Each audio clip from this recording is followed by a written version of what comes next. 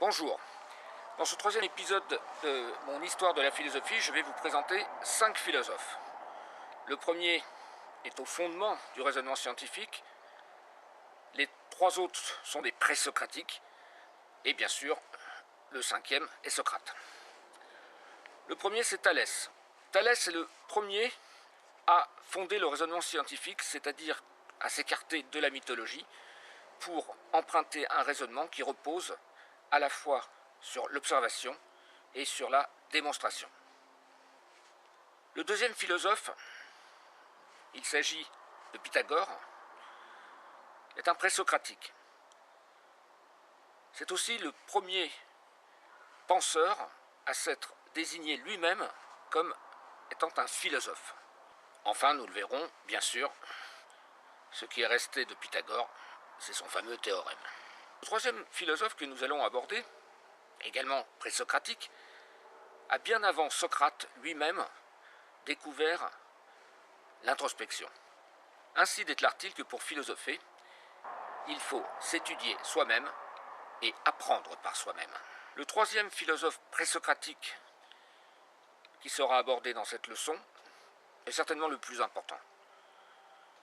Pourquoi ? Parce qu'il a introduit la logique dans la pensée hellénique et ouvert, ce faisant, des perspectives extraordinaires, non seulement à la pensée philosophique elle-même, mais à la pensée tout court. Ce n'est pas pour rien que Platon lui a consacré l'un de ses dialogues. Enfin, le 5e philosophe que nous aborderons, c'est Socrate, et bien sûr, s'il ne fallait en retenir qu'un seul, ce serait Socrate. Je ne vous demanderai certes pas quel livre de Socrate devriez-vous emporter si vous étiez seul sur une île déserte, puisque précisément Socrate n'a pas écrit. Mais il demeure que Socrate est le père de la philosophie. Ce qu'on a retenu de Socrate, finalement, c'est peut-être moins le contenu de sa pensée ou de son discours que sa méthode. Sa fameuse maïeutique, nous le verrons, qui permet, par le dialogue avec son interlocuteur, de lui faire accoucher lui-même de la vérité qui réside en lui-même. Partons maintenant à la découverte de ces 5 philosophes.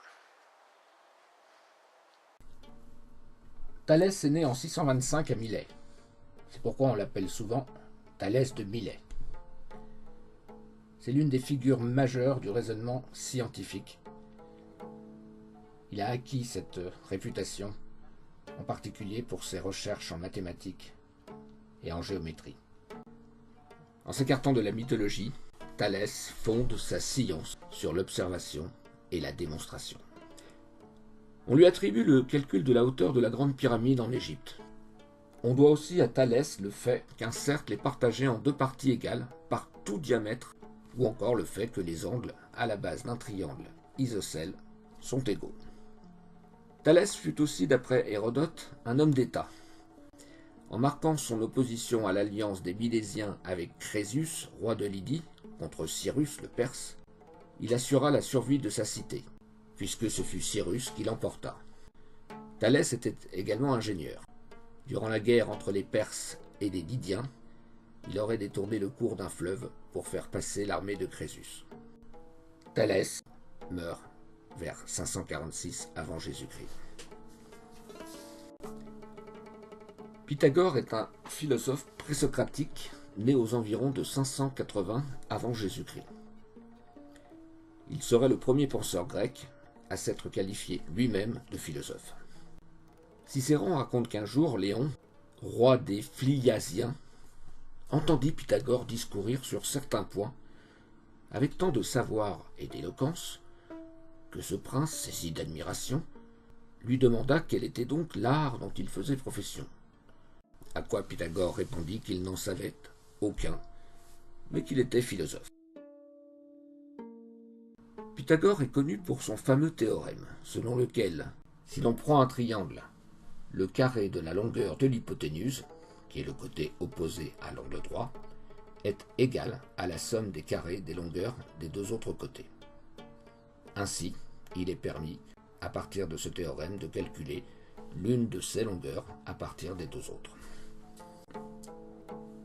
Ce théorème connaîtra de nombreuses applications dans des domaines aussi différents que l'architecture ou l'ingénierie, et encore aujourd'hui, il est appliqué et a permis de nombreuses avancées technologiques.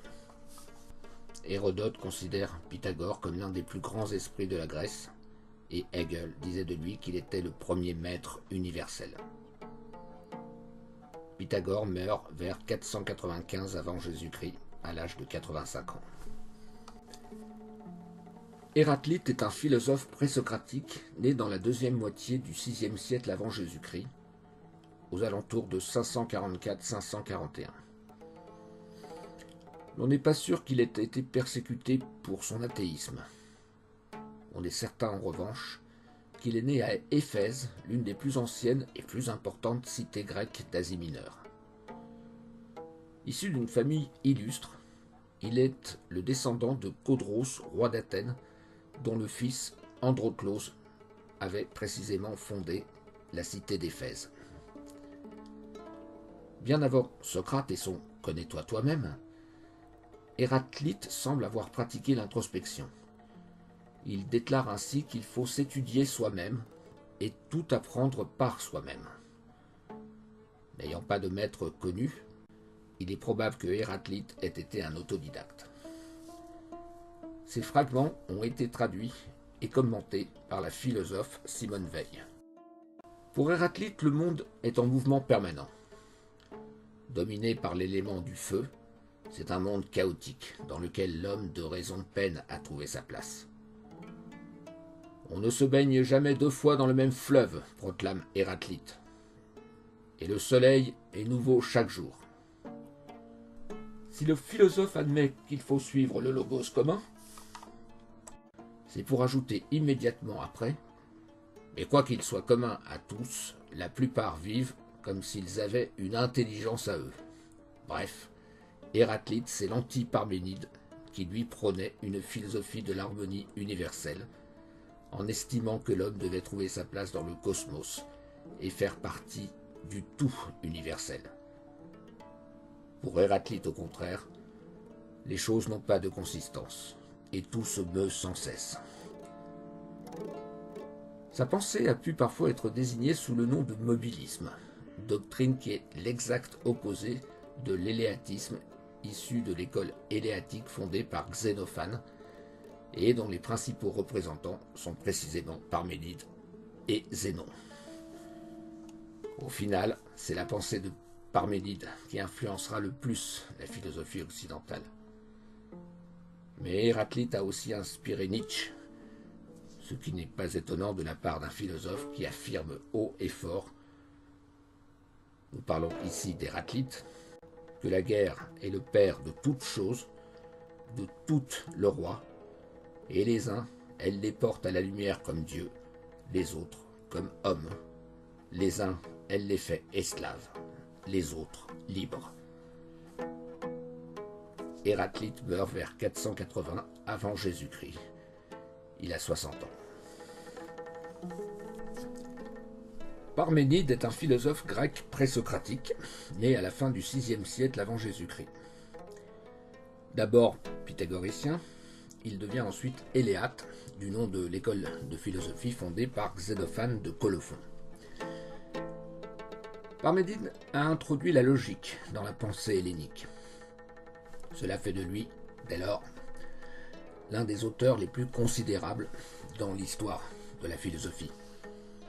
Ce n'est pas pour rien qu'un dialogue de Platon lui est consacré. Et vous vous doutez de quel côté penche le philosophe.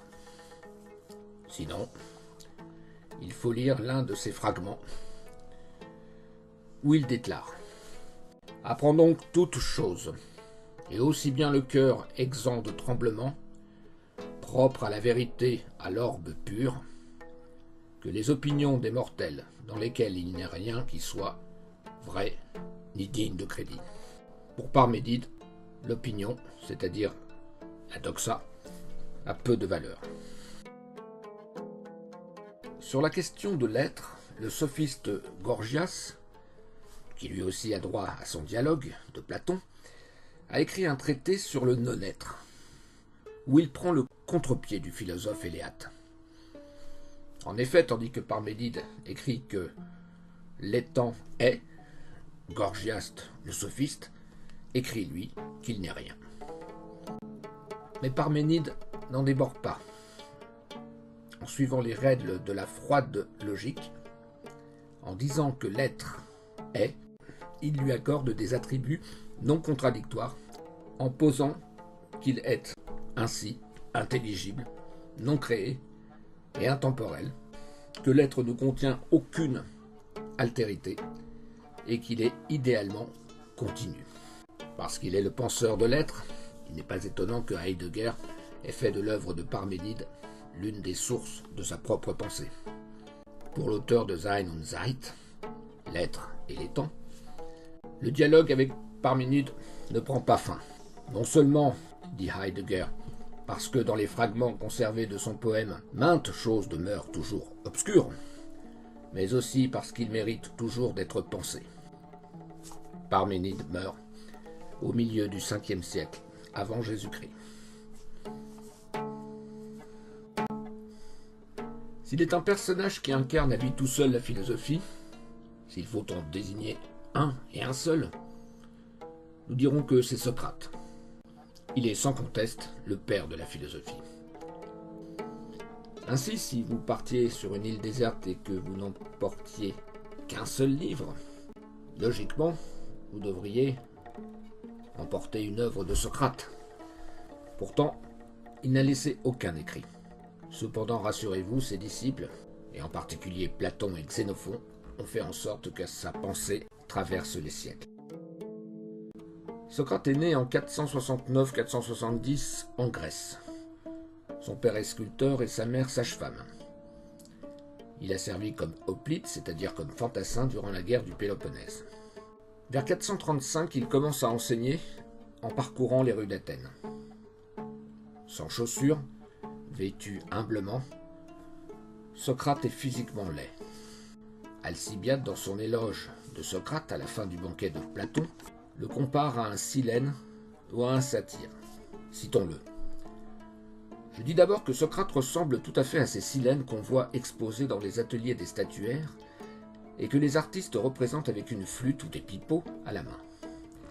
Si vous séparez les deux pièces dont ces statues se composent, vous trouvez dans l'intérieur l'image de quelques divinités. Je dis ensuite que Socrate ressemble particulièrement au satyre Marsyas, c'est-à-dire une créature à corps d'homme, à cornes et à pieds de bouc. Mais cette laideur, ajoute Alcibiade, tout comme les statuettes de Silène cachaient un dieu, n'est qu'une apparence, un masque. De la même façon, avec ses interlocuteurs, Socrate use de la feinte qu'est l'ironie socratique, destinée à leur faire reconnaître leur ignorance et éventuellement les convertir à la philosophie. Socrate sera resté dans l'histoire peut-être moins par le contenu de sa pensée que par l'originalité de sa méthode d'enseignement. Cette méthode est fondée sur le dialogue, la discussion. Socrate, par ce moyen, tel un accoucheur, aide son interlocuteur à découvrir la vérité qu'il porte en lui, par le jeu de questions qu'il lui pose. Il conduit son interlocuteur d'abord dans une impasse, en le plongeant dans ses contradictions, puis l'aide progressivement à prendre conscience de ses propres erreurs de jugement et l'invite à se connaître ainsi. C'est le fameux « connais-toi toi-même ». Bref, Socrate cherche à développer chez son interlocuteur l'indépendance de l'esprit et le sens critique. En ce sens, on peut dire que Socrate est le véritable fondateur de la méthode philosophique. Socrate va mourir comme il aura toujours vécu, en homme libre se refusant à toute compromission. Il sera condamné à mort pour, c'est le chef d'accusation principal que les juges ont dressé à son encontre, avoir corrompu la jeunesse. Alors que ses disciples essayent de le faire s'évader, il refuse et accepte la sentence. Il mourra en buvant la ciguë en 399 avant Jésus-Christ. Si cette vidéo vous a plu, vous pouvez liker en appuyant sur le pouce bleu et bien sûr, vous pouvez vous abonner. Au revoir, chers amis.